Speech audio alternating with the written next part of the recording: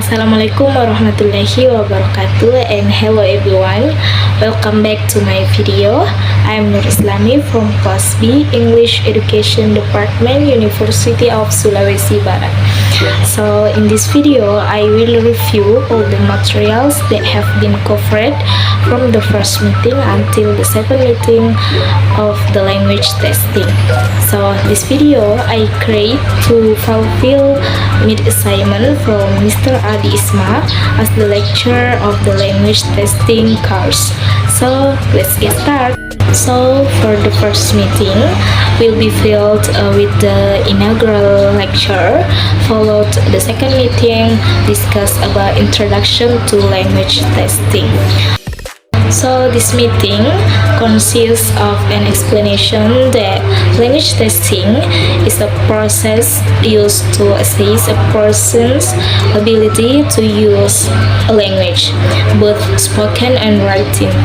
The tests are commonly used in educational settings to evaluate students' learning achievement, or in other contexts such as job selection and immigration. The test formats can vary, ranging from multiple choice questions and interviews to writing tests. The main goal is to determine how well someone has mastered aspects of the language, such as vocabulary, grammar, reading, and speaking skills. Next, the third meeting. So in the third meeting, consists of an explanation about assessment concept and issues. So assessment is the process of collecting information about a person's language abilities to evaluate their mastery of skills such as speaking, listening, reading, and writing. Assessment instruments, whether formal and informal, serve various purposes such as measuring proficiency, placing students at the appropriate level, or diagnosing strength and weakness. So there are types of assessment, include achievement test, diagnostic test, placement test, skill test, and aptitude test. Key issues in language assessment include behavioral influence, integrative approaches, communicative language tests, traditional and alternative assessment, and performance-based evaluation. And there are technology of use to language testing, include smartphones, tablets, computers, and the internet. Next, we move to the fourth weeks or fourth meeting. So these meetings discuss about principles of language assessment. So principles of language assessments consist of 5 main elements, namely practicality, reliability, validity, authenticity, and respect. So I will explain one by one. Well, practically emphasize efficiency in terms of time, cost, and resources. Reliability refers to the consistency of test results. Validity ensures that the test measures what it is intended to measure. Authenticity means the test reflect real-life language use.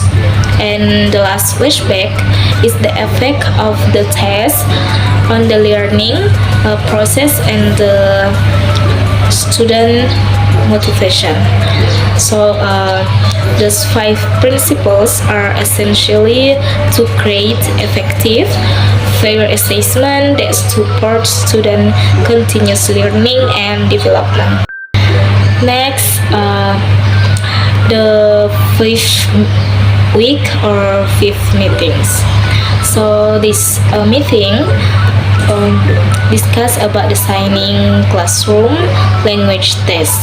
So designing classroom language test involves several case steps, such as creating assessment scenarios, determining test objective, defining the skills to be assessed, and developing test specification and items. So there are 4 assessment scenarios, namely reading quiz, grammar test, mid essay, and final speaking or listening. And the assessment must align with the curriculum, be valid, reliable, and provide useful feedback for students. So a test should also consider the types of questions used and how the result will be utilized in the learning process. Well, we move to the 6th week or 6th meeting. So in these meetings consists of an explanation the standards-based assessments. So standard-based assessment is an evaluation method that measures student performance based on learning standards outlined in the curriculum. It emphasizes competency, transparency, student development, and evidence-based assessment. So standard-based assessment or SBA function include formative, summative, diagnostic, selective, and motivational purpose. Types of SBA include criteria-based performance, project, portfolio test, observation, self-assessment, and peer assessment. Assessment format vary from writing, oral, practical, project to portfolio, and challenging in implementation of standard-based assessment or SBA include limited teacher training, complex assessment tools, diverse student abilities, and infrastructure issues.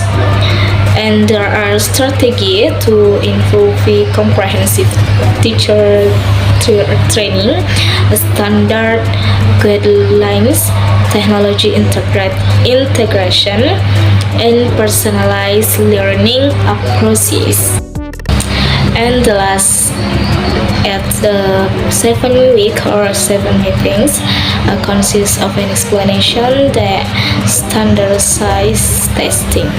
So standardized testing refers to tests as administered consistently to all participants with the same question and time limits. So types of standardized testing include assessment tests, psychological tests, academic tests such as SAT and ACT, and international language tests like TOEFL and IELTS. The advantages include time efficiency and validate instrument, while disadvantages involve potential misunderstandings and overreliance on the instruments. So the development process includes determining goals, designing the test, writing items, and evaluating and also validating. The impact on students includes stress, reduced critical thinking, and disadvantages for minority students. And the impact for teachers is affect autonomy and the accuracy of effectiveness evaluations. So that was my explanation about the material that have been covered from the first week until the 7th week. I think that's all from me. Thanks for your attention and wassalamualaikum warahmatullahi wabarakatuh.